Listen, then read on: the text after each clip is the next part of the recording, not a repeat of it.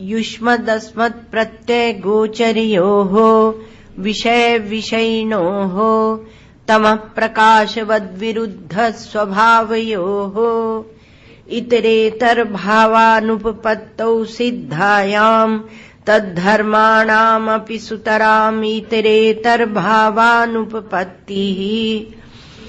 तो इसमें क्या कहा, पहला वाक्य, ऐसे वाक्य तो लंबा चला है, वाक्य तो लोक व्यवहारतः एक ही वाक्य है, यहाँ पर सुविधा के लिए पृथक पृथक किया गया। तो उसमें कहते हैं कि युष्मद् अस्मद् प्रत्यय गोचरो हो, तो कहा कि ये युष्मद् और अस्मद् प्रत्यय से जो गोचर होता है विषय और विषयी, वो एक दूसरे से भिन्न है, स्वाभाविक है, भिन्न ही है। जो मैं हूं है वो तुम नहीं, जो तुम है वो मैं नहीं। पिछली बार शायद आप लोगों को सुनाया था कि हम लोग बच्चे थे तब एक खेल खेलते थे, तो खेलते थे तो कहते थे हमारा नाम हम, तुम्हारा नाम तुम, और हम गधा की तुम। उसमें ये प्रश्न उठाया जाता था।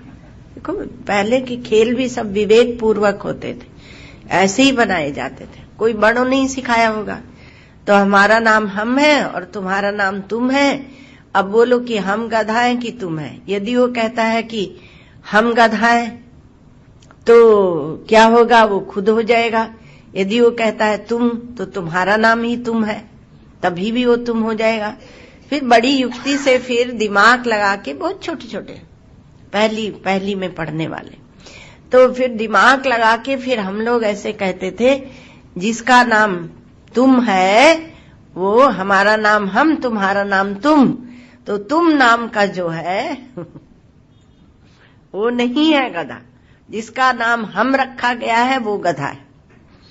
अब यही बात है, जिसको आप अहम अहम कहते हैं वो विशुद्ध है, लेकिन आप भ्रांत धारणा बना के उसकी विशुद्धता को भूल गए, तो उसको कहां पहुंचा दिया।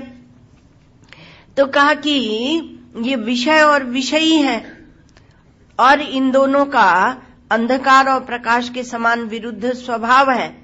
फिर भी क्या होता है, उनकी एक दूसरे के का भाव सिद्ध नहीं होता है, और उनका धर्म भी जो है वह भी पृथक है, ये मानना पड़ेगा। इत्यतो, तो बात तो पूरी हुई नहीं, कहा दो भिन्न भिन्न है, इतनी ही बात तो कही गई, और उनके धर्म भी भिन्न है, इतनी ही बात तो कही गई। तो बात कहनी क्या चाहते हैं भगवान भाष्यकार, तो कहा इति अतो अस्मत् प्रत्यय गोचरे विषयिणी चिदात्मके। अब अध्यास बताना चाहते हैं, तो कहा कि जो अस्मत् प्रत्यय गोचर जो विषयी है, चिदात्मा है, उसमें युष्मत् प्रत्यय गोचर जो विषय है उनके धर्मों का अध्यास हो गया। अध्यास माने आप समझे, अध्यारोप थोप दिया गया। पहले बताया था तस्मिन् तद्बुद्धि, एक में दूसरी बुद्धि ले आना ना। तो कहा कि उसमें ऐसे अध्यास की परिभाषा स्वयं बताई जाएगी। यहां तो हम लोग काम चलाओ परिभाषा लेके अभी भाष्य समझने की कोशिश कर रहे हैं। तो कहा कि युष्मत् प्रत्यय गोचर जो उसके धर्मों का, उसमें अध्यास कर दिया गया, उसी खेल की तरह। खेल ही है ये सब, इसको आप भारी मत समझना। ये अध्यास आदि जो है ये खेल ही है, वास्तविकता तो अध्यास नहीं है। और उसके विपरीत क्या हुआ कि जो विषयी चिदात्मा तद विपर्येण विषयिणस्तद धर्माणाम च, जो विषयी चिदात्मा है उसके धर्मों का विषय प्रपंच में अध्यास नहीं होना चाहिए, होना नहीं चाहिए।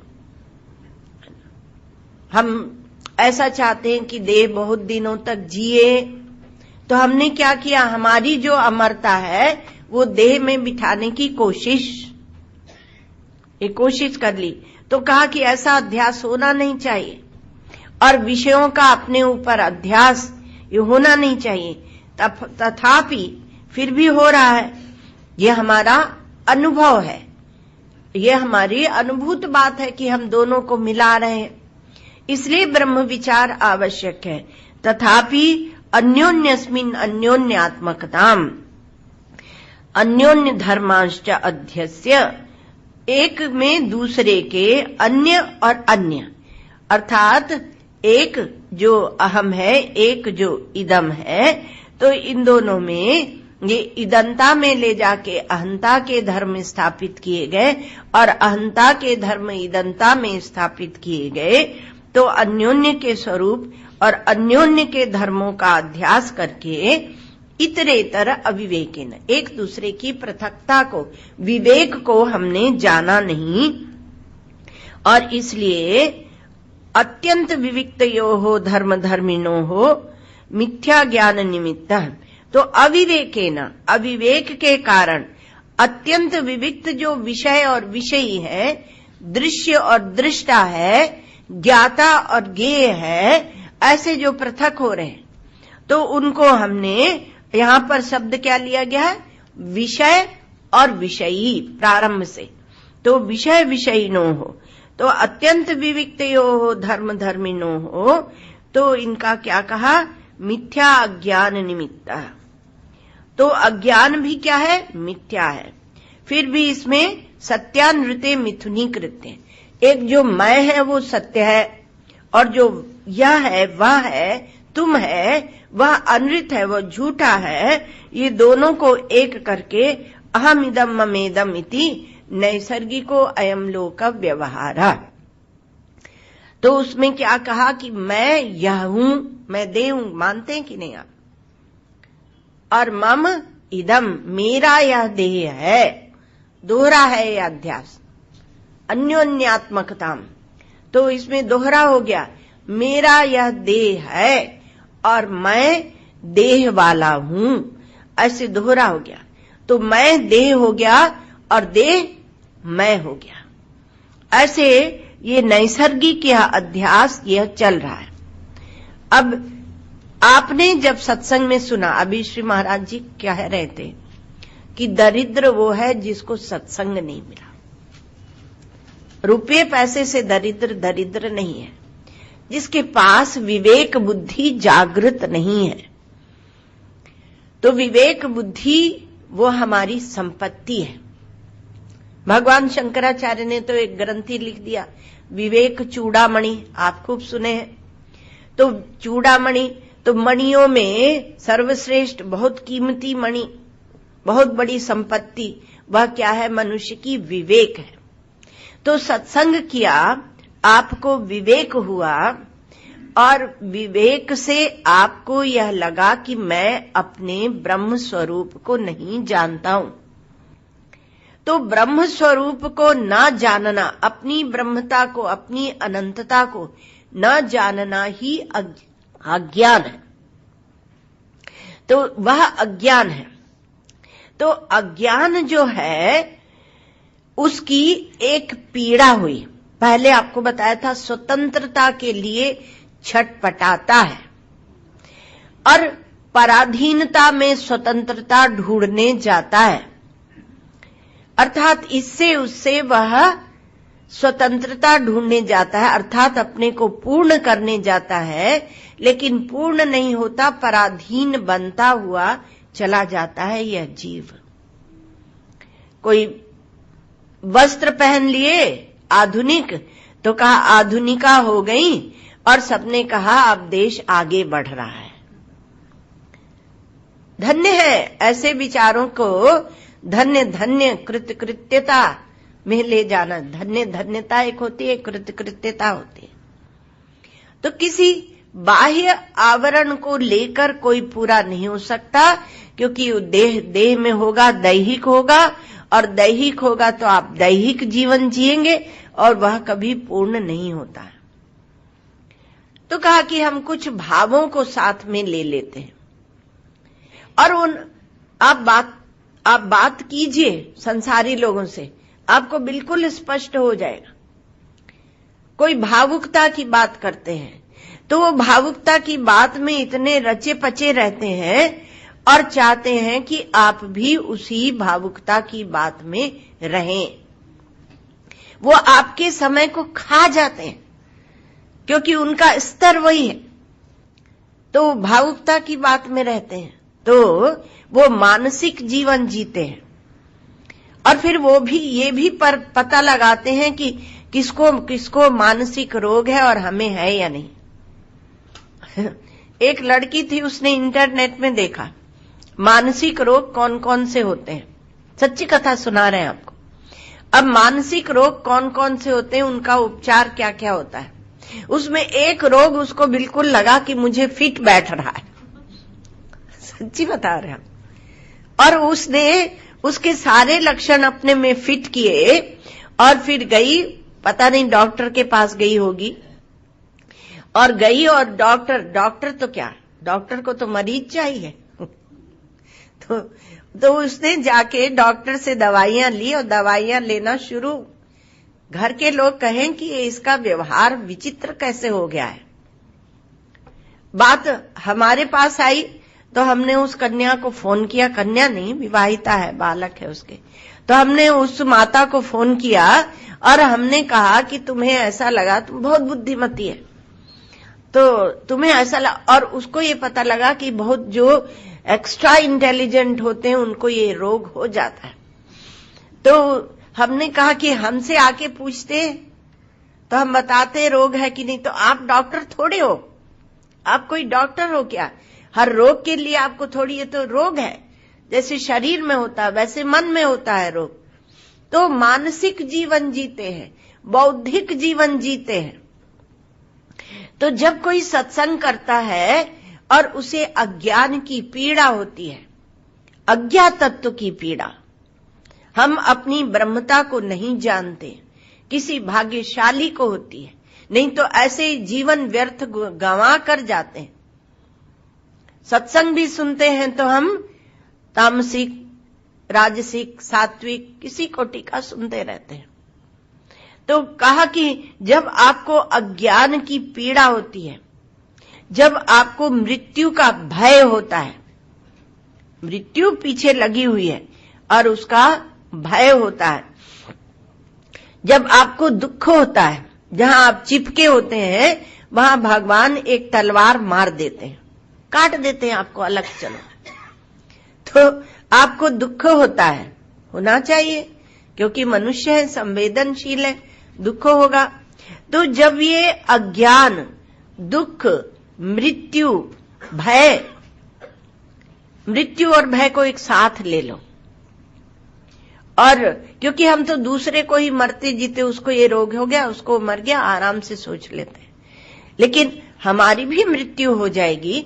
और मृत्यु के उस पार क्या है, जो दैहिक जीवन, मानसिक जीवन हम जी रहे हैं वो यहीं का यहीं छूट जाएगा।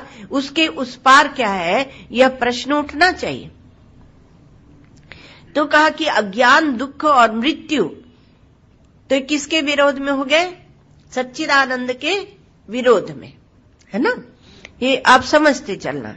तो मृत्यु का भय क्यों है? क्योंकि हम अपने को सत्स्वरूप नहीं जानते हैं, और अज्ञान का दुख, अज्ञान से हम भयभीत हैं, या अज्ञान की पीड़ा कह लो, क्यों है? क्योंकि हम अपने ज्ञान स्वरूप को नहीं जानते हैं और आनंद स्वरूप को नहीं जानते, इसलिए हम दुखी हैं। तो हम दुखी हैं। और चौथी बात जरूर ध्यान में रखना, इसलिए 3 गिनाई। सच्चिद आनंद के साथ में श्री महाराज जी हमेशा अद्वैत तत्व को अवश्य लाते थे। अद्वितीय है आत्मस्वरूप, तो अद्वितीय है आत्मस्वरूप, लेकिन हम तो देखते हैं कि हमसे सब विरोध कर रहे हैं।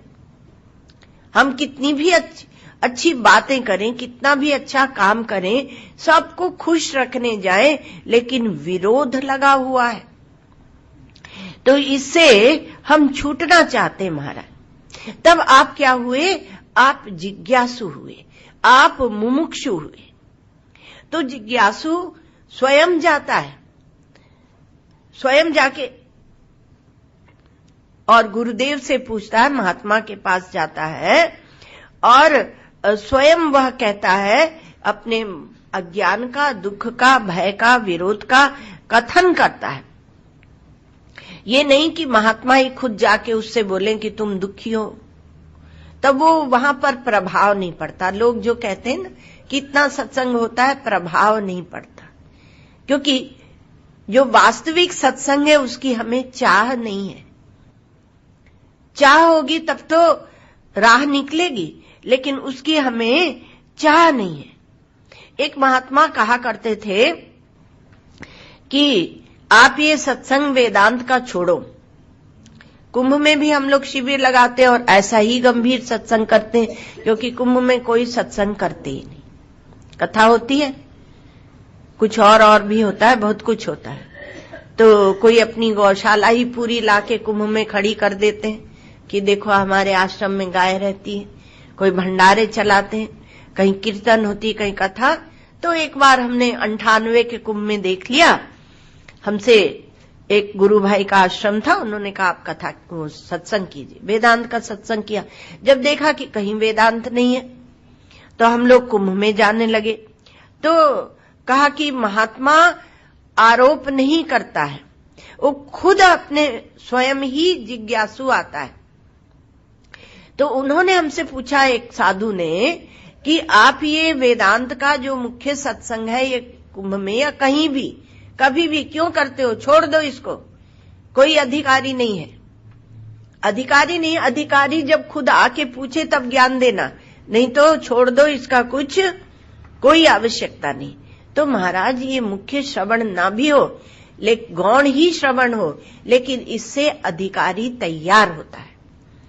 आप कुछ तो जानेंगे ब्रह्म के बारे में, तब आपको धीरे धीरे जो संस्कार पड़ेंगे उससे पीड़ा होगी। इसलिए कभी निराश नहीं होना चाहिए और सत्संग भी नहीं छोड़ना चाहिए। लेकिन बात ये कह रहे थे कि महात्मा दुख अज्ञान आदि का आरोप नहीं करता है। वो तो जब जिज्ञासु जाके उसके पास पूछता है, वह अपने भय का कथन करता है।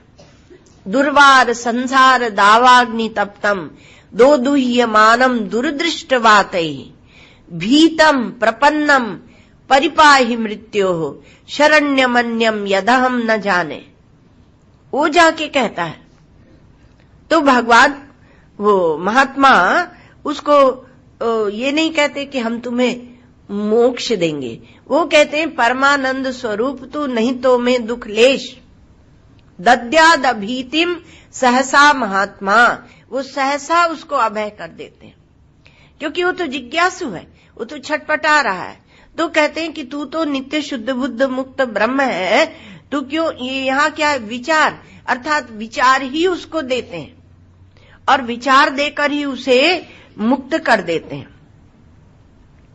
तो इस प्रकार से ये जो ज्ञान है, ये जो आप सुन रहे हैं, ये इसको आप छोटा नहीं समझना, इसी से मोक्ष है। तो युष्मद् अस्मद् प्रत्यय गोचरे हो, बिल्कुल फर्क है, दोनों में अंतर है। और ये ब्रह्म ज्ञान, तो इसमें कहा आपको ये करके भेद सुना रहे हैं ज्ञान में और कर्म में, विद्या और अविद्या। वहां भी तम प्रकाशवद विरुद्ध स्वभावयो, तो वही बात करके आपको सुना रहे। तो यहां पर क्या है कि दोनों पृथक पृथक है, आत्मा पृथक है, अनात्मा पृथक है। पर हम जो व्यवहार चलाते हैं, नैसर्गिक एवं लोक व्यवहार, उसमें सत्य और अनृत का मिथुनीकरण कर देते हैं। एक मिथुनी भाव को मिथ्या कहते हैं। मिथ्या की कई परिभाषा है, तो इसमें जो मिथुनीकरण है उसी को मिथ्या कहते हैं, या निर्वचनीय। और इसके लिए ऐसे मत कहना कि आप व्यवहार तो चलाते हो, फिर मिथ्या मिथ्या क्यों कहते हो? तो जो व्यवहार है वही मिथुनीकरण है, क्योंकि सत्य में कोई व्यवहार नहीं, सत्य अव्यवहार्य है। मांडुक्य उपनिषद 7वां मंत्र, तो उसमें सत्य क्या है? अव्यवहार्य है। और अनात्मा जड़ है, दृश्य है, उसमें भी कोई व्यवहार नहीं है। वो क्या व्यवहार करेगा? देह पड़ा रहे, वो क्या व्यवहार करेगा? जब उसमें चेतन प्रविष्ट होकर मैं करता है, तब वहां पर व्यवहार चलता है। तो इसमें ये दोनों को जो हमने जोड़ा है उसी से व्यवहार चल रहा है। तो ये इसको सत्ता स्फूर्ति कौन दे रहा है? जो परस्पर विरुद्ध धर्माश्रय और परस्पर विरुद्ध धर्माधिष्ठान और परस्पर विरुद्ध धर्माधिष्ठान से अतीत है, वह परमात्मा परस्पर विरुद्ध धर्मातीत। परमात्मा को परस्पर विरुद्ध धर्माधिष्ठान कहते हैं, परस्पर विरुद्ध धर्मातीत कहते हैं, और विवर्ती अधिष्ठान भी कहते हैं। कारण बता के कारण का निषेध भी किया जाता है, तो विवर्ती अधिष्ठान भी कहा जाता है। तो ऐसा जो ब्रह्म तत्व है, यहां जो ये निरूपण भगवान शंकराचार्य कर रहे हैं, वो उसकी दृष्टि से कर रहे हैं, उस तत्व की दृष्टि से कर रहे हैं। वो जो प्रज्ञानम ब्रह्म, श्रुतियां उसके लिए प्रज्ञानम ब्रह्म, अयम आत्मा ब्रह्म, अहम ब्रह्मास्मि, तत्वमसि, ऐसे महावाक्यों में निरूपण करते हैं। तो जब प्रज्ञानम ब्रह्म कहते हैं तो यहां जो विषय और विषयी है, विषय विषयिणो हो, यहां विषयी बता रहे हैं आत्मा को। थोड़ा सा ध्यान देना आप, ये जो विषयी आत्मा है, पहले इसका पृथक्करण कर रहे हैं और ये जाके विषय के साथ लिप्त हो रहा है। अर्थात यह एक भाव रूप में है, क्योंकि दो जब पृथक वस्तुएं होती हैं तो जुड़ती नहीं है। तो भगवान शंकराचार्य यह दिखा रहे हैं कि ये दो वस्तुएं जुड़ी हैं ही नहीं, लेकिन जिसको यहां विषयी कह रहे हैं वह विषय को देखता है, विषय को सत्ता स्फूर्ति देता है, इसलिए कहीं ना कहीं वह एक भाव रूप बन जाता है। लेकिन जो शुद्ध ब्रह्म है, प्रज्ञान ब्रह्म है, वह विषय के साथ जुड़ता ही नहीं है। अर्थात उसके लिए अन्य कुछ है नहीं, विषय और विषयी दोनों उसके आत्म स्वरूप है। अर्थात उससे भिन्न कुछ है ही नहीं, वह एक रूप एक तत्व है, वह प्रकृष्ट ज्ञान है। प्र और ज्ञान, प्रज्ञानम ब्रह्म, तो ब्रह्म की एक परिभाषा दी गई। क्या दी गई? कहा प्रज्ञानम ब्रह्म, तो प्रकृष्ट वहां पर ज्ञान है ना। तो प्रकृष्ट कैसा है? तो कहा विषय विषयी भाव रहितम, विषय और विषयी का भाव उसमें नहीं है। विषय कहां तक है, विषयी कहां तक है, इसको तो समझना पड़ेगा। तो विषय हम क्या समझते हैं? कहा सामने घड़ी रखी है और वह घड़ी विषय है, और मैं जो देखने वाला हूं वो मैं विषयी हूं। तो कहा कि जब प्रकृष्ट ज्ञान है, प्रज्ञान है, तो उसमें घड़ी जो दिखती है वो क्या हुई? वो विषय है और मैं विषयी, विषय विषयी भाव रहितम। तो घड़ी भी नहीं है और मैं नहीं है, दो नहीं है, किंतु ज्ञान है। तो ज्ञान है तो कहीं ऐसा ना आप समझ लें कि नेत्र से जब हम घड़ी को देखते हैं तो वह ज्ञान वहां पर होता है। तो ज्ञान है, तो कहा कि ज्ञाता ज्ञेय भाव रहितम, ज्ञाता ज्ञेय से रहित भी है वह प्रज्ञान। अब इस प्रज्ञान को आप देखें तो इसमें क्या है कि जितना भी विषय है, जितना भी है, उसको आप उसको ज्ञेय में या विषय में या घड़ी में रखें। आप ये तो जानते हैं कि मैं घड़ी नहीं हूं, घड़ी मुझसे पृथक है।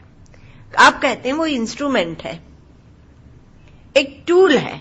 आजकल टूल ज्यादा बोलते हैं, हम लोगों के समय में इंस्ट्रूमेंट बोलते थे, आज बोलते हैं टूल। भाषा बदलती जाती है, तो बोलते हैं कि एक टूल है। अभी किससे हमने कहा ये काम कंप्यूटर से कर लो, बोले ये तो एक टूल है। तो फिर क्या है कि कहा कि हम जो ज्ञेय वस्तु जिसको समझते हैं उसका विस्तार कहाँ है? तो कहा पूर्व पश्चिम उत्तर दक्षिण जितनी भी आप देश की कल्पना कर सकते हैं, और देश की कल्पना और भूत भविष्य वर्तमान की जितनी कल्पना आप कर सकते हो आप कर लीजिए, इस समय कर लीजिए। आपको सत्संग सुनने की जरूरत नहीं, आप कल्पना कीजिए तो उसको ले लीजिए, है ना। तो वो काल हो गया और वो देश हो गया, और ये जो वस्तु है, तो वस्तु में आप जो ज्ञाता बने हुए हैं, जो मैं बने हुए हैं, जो जीव बने हुए हैं, तो जब ज्ञाता या चेतन या मैं वो अहंकार से लिप्त हो जाता है तब उसको बोलते हैं जीव। तो अहंकार से लिप्त जो ज्ञाता है अर्थात अंतःकरण के द्वारा वह देखता है, और ये अंतःकरण जीव को छोटा सा बना देता है। तो आप देश काल और वस्तु में अपने जीवत्व को भी ले लेना तात्पर्य है। तो जीव को छोटा बना देता है। तो ये जो अंतःकरण है वह अंतःकरण वह जीव को छोटा बना रहा है, इसलिए वह भी दृश्य में आ गया। तो ये सब क्या है? ये घड़ी है, घड़ी।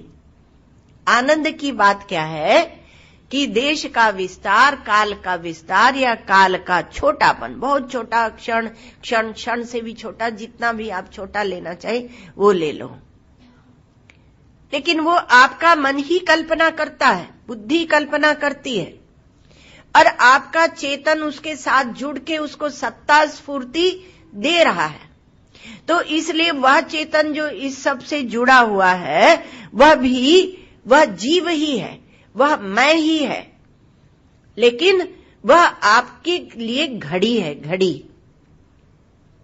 उसको घड़ी की जगह रख लो। संपूर्ण देश काल वस्तु के विस्तार को रखो घड़ी की जगह। इसी समय आप प्रज्ञान है। भला आप इसी समय, ये नहीं कि कल को हम प्रज्ञान होंगे माता जी, आज नहीं। तो इसी समय आप प्रज्ञान है, और प्रज्ञान है तो आप ब्रह्म है। केवल दृश्य को दृश्य की जगह और दृष्टा को दृष्टा की जगह रखिए, और आप अपने विशुद्ध स्वरूप में सर्वाधिष्ठान, सर्वावभासक, रोज तो कहते हैं सर्वाधिष्ठान सर्वावभासक, तो आप वह चेतन ही हैं। तो जो घड़ी है वह क्या है? कहा वह ज्ञेय है, और संपूर्ण ज्ञेय तम प्रकाशवद विरुद्ध स्वभावयोः आपसे विरुद्ध स्वभाव दिखाता है, और आप में ही कल्पित है और कुछ है नहीं। विषय विषयी दोनों को छोड़ो भाई, विषय विषयी नो, क्योंकि इसी में ये अध्यास हो रहा है। तो इसमें ये जो अध्यास हो रहा है, तो कहा कि ये ज्ञेय और घड़ी क्या है? तो घड़ी क्या है? तो कहा देश काल वस्तु। हम समझ गए, जब घड़ी देखो तब देश काल वस्तु ले आना, वो भी एक विचार की शैली, क्योंकि घड़ी एक देश में है, एक काल में है और एक वस्तु है।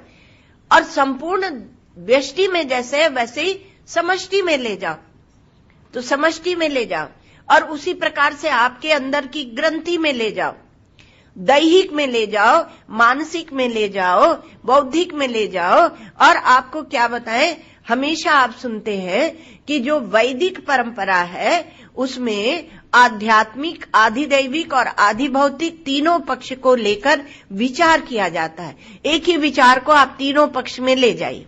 रोज रोज तो ये बात नहीं बताई जा सकती, इसलिए एक एक दिन एक एक सूत्र, एक बिंदु बताया जाता है। ज्ञान तो समझने के लिए बहुत बड़ा है, और श्री महाराज जी की शैली है, और फिर उसको भी समझाते हैं तो बहुत व्यास विस्तार हो जाता है। इस युग के व्यास हमारे श्री महाराज जी, तो कितना विस्तार हो जाता है। तो कहा कि आप जब घड़ी कहें तो उसमें वो ले आइए। तो घड़ी अर्थात ज्ञेय, वृत्त्यात्मक अंतःकरण और इनके द्वारा देखने वाला मैं, जो इनके द्वारा देखता है, अंतःकरण के द्वारा बनता है, अंतःकरण को स्वीकार करते ही वह परिच्छिन्न हो जाता है। तो जब कहेंगे घड़ी, तो ये जितना भी है ये दृश्य रूप में देश काल वस्तु ले लेना, और वृत्त्यात्मक अंतःकरण और इनके द्वारा देखने वाला मैं, ये सब आ जाते हैं। तो मैं और अंतःकरण और विषय, अब इनको डंडा नहीं मारना है कि हमें बहुत वैराग्य हुआ, हम इनको सबको डंडा मारेंगे एक एक को, तो डंडा किसी को नहीं मारना है। सब रहें, सृष्टि में सब रहें, सब भासें, सब मालूम पड़े, है ना, लेकिन इनमें जो एक अनुस्यूत है, जिनमें इनमें जो एक अखंड है, एक अद्वय है, अभी आपको बताया था अद्वय को नहीं भूलना। ये अद्वय यही भगवान शंकराचार्य का हो जाता है, नहीं तो दूसरे आचार्य इन्हीं ब्रह्म सूत्रों का अर्थ करते हैं। तो वो कैसे समझोगे? तो इन सब में कहा कि जो सब रहे, सब भासे, सब मालूम पड़े, लेकिन इनमें जो एक अखंड अद्वय ज्ञान है, जिसकी दृष्टि से तीनों बाधित हो जाते हैं। कौन बाधित हो जाते हैं? ये वृत्त्यात्मक अंतःकरण और इनके द्वारा देखने वाला मैं, ये तीनों बाधित हो जाते। अपने को यदि बचा लोगे परिच्छिन्न मैं को, तो आपको अपनी ब्रह्मता का बोध नहीं होगा, आपकी अपनी प्रज्ञानता का बोध नहीं होगा। आप ज्ञान स्वरूप, आप एक अद्वय, तो ये तीनों बाधित हो जाते हैं, मिथ्या हो जाते हैं। जिस ज्ञान में वह प्रज्ञान है, वह ब्रह्म है, वही प्रज्ञान है, वह ब्रह्म है। प्रज्ञानम माने प्रकृष्ट ज्ञान, विषय विषयी भाव रहितम, ज्ञात्री ज्ञेय भाव रहितम, दृष्टादृश्य भाव रहितम, ये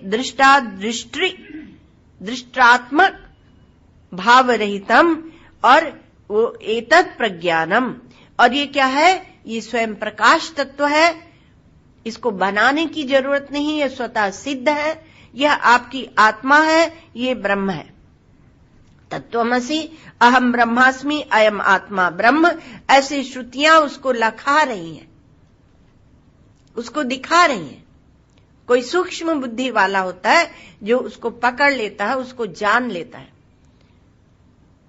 अर्थात उसकी समझ में ये बात बैठते ही वह अनुभव से एक हो जाता है, उसका वह अनुभव करता है। तो जो ज्ञेय है, जो विषय है, जो दृश्य है, जो दृश्य है, तो उसका क्या है? तो उसको भी थोड़ा सा देख लें। जो दृश्य है, नित्य है, वो ज्ञेय है। तो कहा कि इसमें हम लोगों ने लिया देश काल और वस्तु, ज्ञेय में, दृश्य में ये लिया। तो कहा कि नित्यता जो है, एक अनित्य, नित्य और सत्य का विवेचन हम लोग कर चुके हैं, आपको याद दिला रहे, स्मरण दिला रहे। तो उसी में से आप नित्यता को ले लेना। तो नित्यता जो है, तो वह काल मूलक होती है, और व्यापकता या फैलाव वह देश मूलक होता है।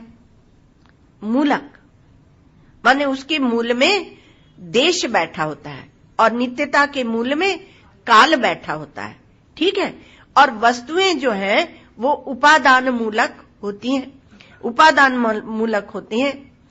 और जो समस्त नित्यताएं हैं, तो समस्त नित्यताएं क्या होगा? तो कहा पल, क्षण, रात्रि, दिन, युग, मनवंतर, है ना, युग, कल्प, मनवंतर, महाकल्प, ये सब क्या है? ये नित्य होते हैं। क्षण नित्य है कि नहीं? काल नित्य है कि? काल के जो टुकड़े हैं ये भी नित्य होते हैं, इनको बोलते हैं नित्यताएं। तो ये सब नित्य है। तो ये नित्यताएं अपने मूल सहित, और फैलाव माने व्यापकता, तो व्यापकता भी अपने मूल के सहित। मूल कौन है? देश। शाबाश। तो व्यापकताएं, क्योंकि संक्षेप में शास्त्रों में लिखा होता है उसको समझ लेना पड़ता है। तो व्यापकता, नित्यताएं अपने मूल के सहित, और व्यापकता अपने मूल के सहित, और वस्तुएं अपने मूल के सहित, ये सब जाएंगी ज्ञेय में, अर्थात ये घड़ी है, घड़ी के समान। घड़ी माने घड़ी नहीं है, पर घड़ी के समान, अर्थात ये आपकी बुद्धि में इतनी स्पष्ट हो जाना चाहिए कि सब का सब घड़ी के समान है। तब आपके ज्ञान का, एक चेतन का, आप उसका एक थोड़ा सा स्फूर्ति आपको हो जाएगी, कोई ग्रंथि टूटेगी और वो ज्ञान आपको मिलेगा। तो कहा कि ये, अब ये सब कहा कि ये ज्ञेय में गया, ये विषय में गया, विषय विषयिणो हो। और आप जो विषयी हैं उसका शुद्ध स्वभाव क्या है, लेकिन जब तक आप परिच्छिन्न बनेंगे तो आप उसी ज्ञेय में चले जाएंगे। अर्थात हम हैं चेतन, लेकिन हम जड़ में जा रहे हैं। तो हम जो चेतन है, हम जो प्रज्ञान है, हम जो सच्चिदानंद स्वरूप है, ज्ञान स्वरूप है, हम इस जड़ में, दृश्य में, ज्ञेय में, इसमें हम जा रहे हैं। तो हम कहां तो हैं, विषयी कह के उसको लखाया जा रहा है, लेकिन उसका शुद्ध स्वरूप वो समझना पड़ता है। तो हम उसमें चले जा रहे हैं, और जब हम उसमें चले जाते हैं तो वहां पर ग्रंथि पड़ जाती है। यहां भगवान भाष्यकार ये कहना चाह रहे हैं कि वो ग्रंथि मिथ्या है। भला मिथ्येति भवितुम युक्तम, दृश्य हमसे पृथक है, जड़ है, हम दृष्टा है, चेतन है, ये बात तो ठीक है, लेकिन हम जब उसके साथ जाके जुड़ जाते हैं तो ग्रंथि पड़ जाती है, और वो ग्रंथि मिथ्या है। ये जो संबंध है, ये जो भ्रांति है, भ्रांति का ही नाम ग्रंथि है। विद्यते हृदय ग्रंथि, तो ये भ्रांति ही ग्रंथि है। और जब ये ग्रंथि पड़ती है, कहीं भी गांठ पड़ती है, तो दुख अवश्य देती है। उसके साथ दुख वही देती है जो ग्रंथि होती है, और दुख वही देता है जिसे आप छोड़ नहीं सकते। दुख कौन देता है? जिसे आप छोड़ नहीं सकते। जहां से दुख आए उसको छोड़ दो, छोड़ दो। आप वो कथा तो श्री महाराज जी सुने कि श्री महाराज जी ने जाके महात्मा से पूछा कि हम जब आ रहे थे हरिद्वार, तो उन दिनों अखंड भारत था, तो एक कोई सज्जन थे, पठान थे, तो उन्होंने पूरे सीट लंबी थी, दूसरी तरह की सीटें होती थी उस समय में, लकड़ी की सीटें होती थी बड़ी बड़ी। तो उसमें एक कोने में जाके श्री महाराज जी बैठ गए, तो थोड़ा सा नीचे को खिसक के और पांव से मारे, तो श्री महाराज जी चुपचाप बैठे रहे। तो उसने कहा कि अरे ये क्या कोई महात्मा गांधी के अवतार हैं, मतलब महात्मा गांधी के पार्टी के हैं, दिनों तो महात्मा गांधी का जोर था। पर ये सुनते रहे चुपचाप।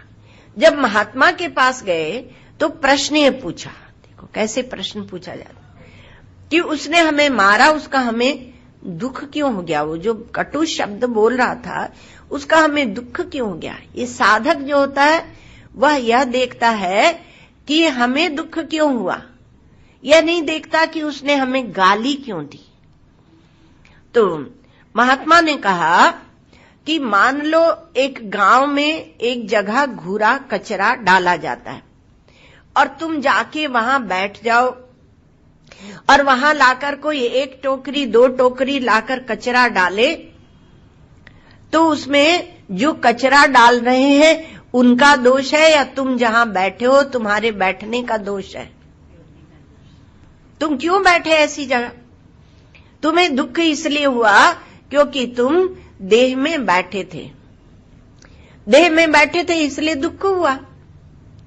यदि तुम अपने आत्म स्वरूप में बैठते तो तुम्हें दुख नहीं होता, तो दुख इसलिए हुआ।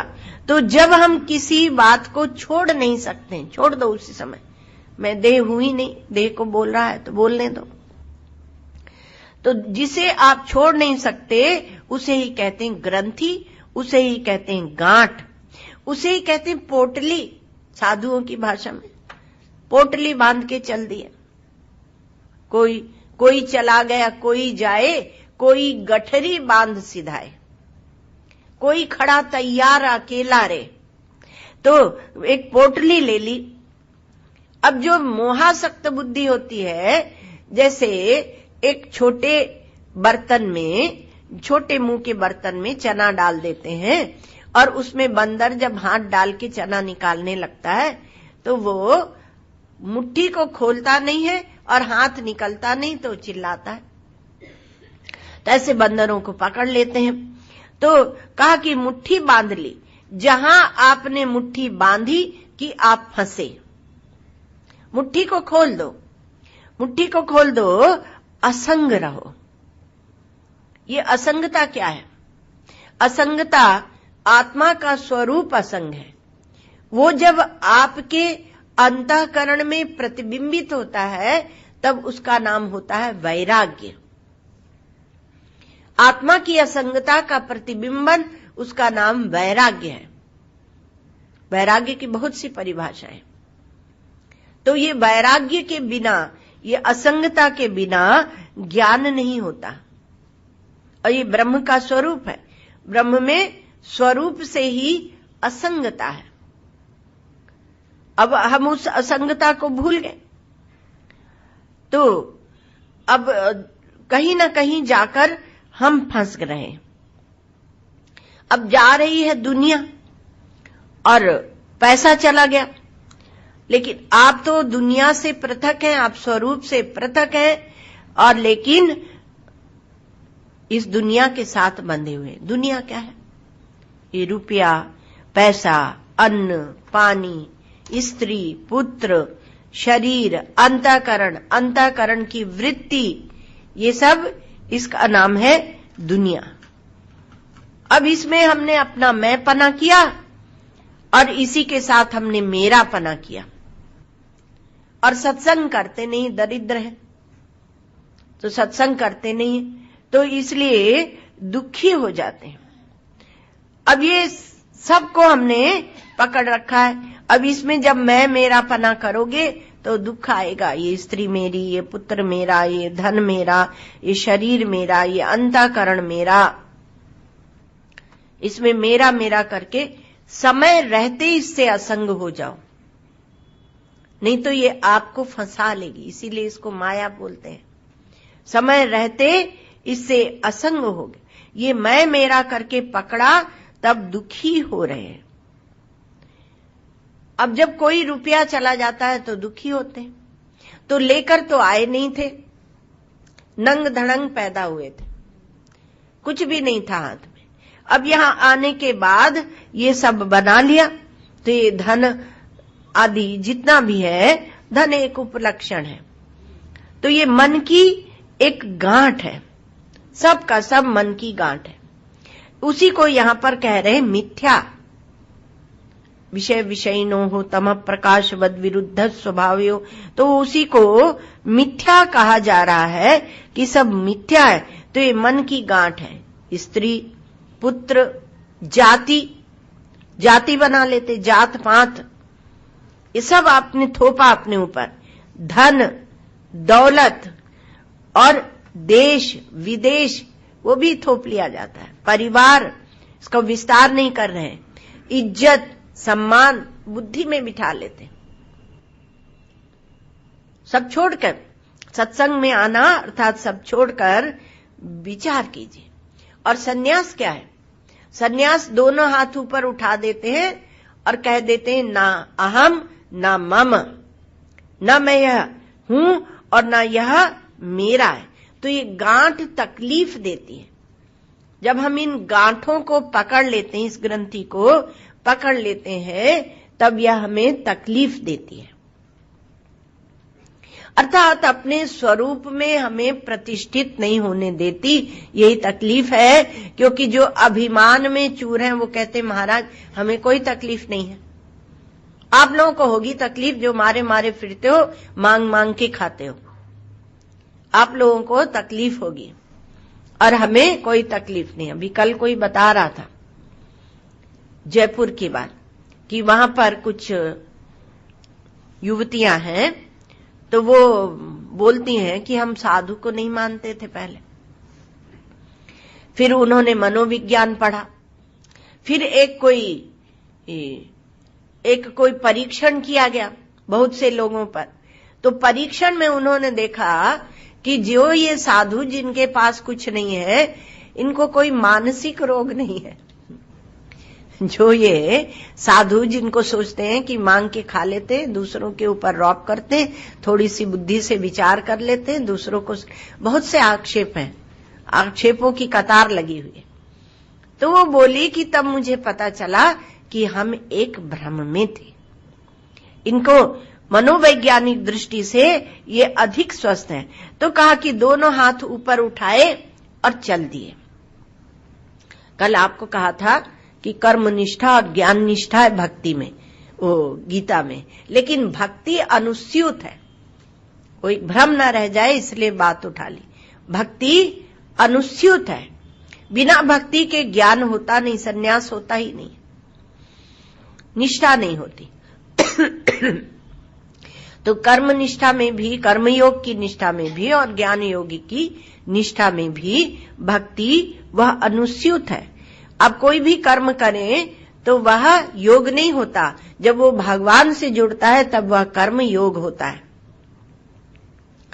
उसी प्रकार से ज्ञान में जब तक वो भक्ति वाली लगन, एकाग्रता नहीं होती, तब तक वह बौद्धिक विचार होकर रह जाता है, उसमें निष्ठा नहीं आती है। तो जब वहां पर कर्म निष्ठा और ज्ञान निष्ठा दो कहा, तो आपने कहा ठीक है, अब हमने समझ लिया, अब भक्ति नहीं करेंगे। लेकिन निष्ठा शब्द या योग शब्द भक्ति को दिखा रहा है। तो अब कहा कि जब आप साधु होते हैं, असंगता की बात चल रही थी, तो असंगता में आप दोनों हाथ ऊपर उठा देते हैं और कह देते हैं कि ना अहम ना मम। ये परिच्छिन्न अहम को भी हमने छोड़ा और इसके द्वारा जो मम बनाया हुआ था इसको भी हमने छोड़ा, क्योंकि यह हमें तकलीफ देती है, यह गांठ हमें तकलीफ देती है। चाहे दैहिक हो, मानसिक हो, बौद्धिक हो, आध्यात्मिक हो, अधिदैविक हो, अधिभौतिक हो, कोई सी भी गांठ हो हमें तकलीफ देती है। और असंगता तो कहा ये आत्मिक धर्म है, आत्मा का धर्म है। तो ये आत्मिक धर्म है, आत्मीय, आत्मिक। तो ये अंतःकरण में जब इसमें असंगता में हम पहुंचते हैं, तो अंतःकरण में झिलमिल झिलमिल परछाई पड़ने लगती है। अंतःकरण में जो असंग आत्मा की झिलमिल झिलमिल परछाई पड़ रही है, वह वैराग्य है। अर्थात अभी हमें तत्व का ज्ञान नहीं हुआ, किंतु हम असंगता को समझ रहे हैं। तो किसी भी दृश्य के साथ में गांठ नहीं हो, यह ब्रह्म ज्ञान से होता है। निर्ग्रंथ हो गए, निर्ग्रंथ, कोई ग्रंथ, निर्ग्रंथ जब कहते हैं तो ग्रंथि नहीं है, ग्रंथ नहीं है, जनेऊ आदि की गांठ नहीं है, ये वहां पर अर्थ होता है। और कहा कि नहीं, अब शास्त्र पढ़ना छोड़ दो।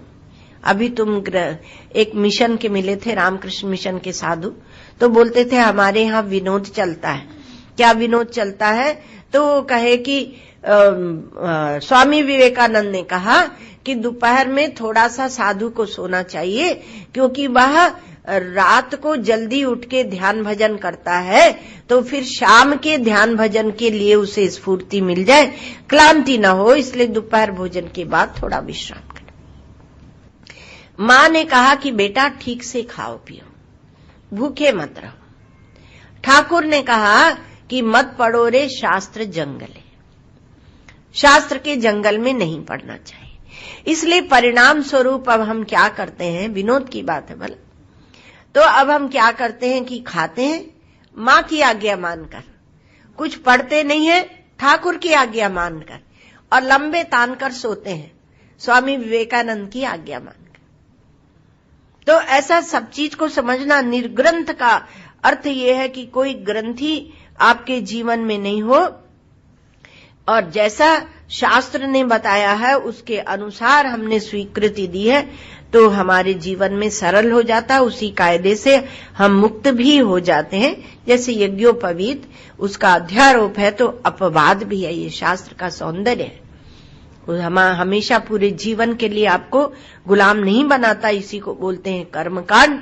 इसमें अध्यारोप और अपवाद है, और ग्रहण, आवाहन और विसर्जन है, ग्रहण और त्याग है। तो त्याग किसका? तो सत्व रज तम का सबका त्याग है, भूर्भुवः स्व का त्याग है, मृत्यु लोक, स्वर्ग लोक, पाताल लोक, सबका त्याग है। तो जब उसका त्याग शास्त्र बताता है तो उसमें से आप ये समझ लेना कि सब जो बताया था देश काल वस्तु, जो नित्यता और नित्यता मूलक, फैलाव और फैलाव मूलक, अब उपादान और उपादान मूलक, उस सब का त्याग है। तो त्याग कैसे करेंगे? वो भी कहा था कि डंडा मत मारना। त्याग माने त्यागात्मक विचारेण, उसके साथ हमारी चिपकाहट नहीं है, वो अलग है और हम पृथक हैं। ये विवेक, यह विचार बना रहना चाहिए। तो हमारे ब्रह्म स्वरूप में ये सारे जो परिच्छिन्न पदार्थ हैं, ये छोड़े हुए हैं। अनंत में मैं और मेरा है नहीं। उस अनंत की दृष्टि से देखें तो मैं और मेरा है नहीं। लोग तो इतने तक बोलते हैं कि महाराज ज्ञान के बाद कर्म तो करना पड़ेगा ना, उन्होंने किया तो ज्ञान के बाद कर्म तो करना पड़ेगा। वो सांसारिक ज्ञान में है कि घटक ज्ञान हो, फिर आप घट लेकर आओ अथवा छोड़ कर आओ। अपने आप का जो ज्ञान है उसमें न कहीं लेके जाना है, न कुछ लेके आना है। इसलिए उसमें वो अन्य का जो ज्ञान होता है उसमें ये सब झंझट लगी रहती है। तो अन्य हो तो आप ले आओ, ले जाओ, संस्कार, विकार इत्यादि उसमें लगेगा। तो पहले कहा कि आप एक और बात कहते हैं संसारी लोग कि पहले क्या करना चाहिए? पहले हम मैं का त्याग कर देंगे तो मेरा का तो त्याग हो ही जाएगा। यह भी एक भ्रांत धारणा है। मैं जो है वह बूंद बूंद बूंद मेरा से बनकर मिलकर मैं बन जाता है। तो बूंद बूंद पानी से बना समुद्र है, मैं नाम की कोई चीज है नहीं। तो जब आप कहते हैं रुपया मेरा, तो आप रुपये वाले बन जाते हैं, धनी बन जाते हैं। तो ये कोई वस्तु है नहीं। तो मैं वस्तु और व्यक्तियों से जो हमने मेरापन जोड़ रखा है उसको हटाते जाएं तो अभिमान वाला जो मैं है वह छूट जाएगा और भी विलीन हो जाएगा। जिस मैं को हमने दृश्य में रखा था वो भी विलीन हो जाएगा। तो ब्रह्म ज्ञान से निर्ग्रंथ हो जाते हैं, परिच्छिन्नता का नाश हो जाता है। इसलिए जो मोक्ष का जिज्ञासु होता है वह पहले ममता को छोड़े और अंतःकरण की ममता क्या है? अंतःकरण की अशुद्धि है, उसको छोड़े, इस अंतःकरण की अशुद्धि को छोड़े और इसके लिए ईश्वर के चरणों में अपना मैं और मेरापना समर्पित करे। ये भक्ति है। तो उसको समर्पित करे और उसके लिए विवेक की तलवार चाहिए। ये विवेक की तलवार भी भक्ति है। भक्ति में शक्ति होती है। तो इसके लिए विवेक की तलवार चाहिए। जो जो मेरा है उसे अनंत प्रभु के चरणों में समर्पित करो। अनंत प्रभु जो आपकी आत्मा है, जो परमात्मा है, वहां समर्पित करो। तात्विक दृष्टि से मैं मेरा, तू तेरा, ये सब छूटा हुआ ही है। लेकिन पहले हम भाव रूप से उसे समर्पित कर देते हैं। तो ग्रहण करने का केवल एक भ्रम बैठ गया हमारी बुद्धि में कि हमने ये भ्रम है। इसलिए भगवान भाष्यकार कहते हैं कि और आत्मा और अनात्मा की यह एक ग्रंथि पड़ गई है और इस ग्रंथि को ही हम ऐसे अनुभव करते हैं कि हमने ये ग्रहण किया। तो अनात्मा जो है वो त्यक्त ही है और त्याज्य है। ये समझकर उसमें उसको त्याग कर देना चाहिए। जब आप उसका अनात्मा का त्याग कर देते हैं तो आत्मा को कर्ता भोक्ता भावपने से मुक्त हो जाता है, उसकी समाप्ति हो जाती है। इसकी और चर्चा कल करेंगे। ओम पूर्णमदः पूर्णमिदं पूर्णात् पूर्णमुदच्यते पूर्णस्य पूर्णमादाय पूर्णमेवावशिष्यते। ओम शांति शांति शांति।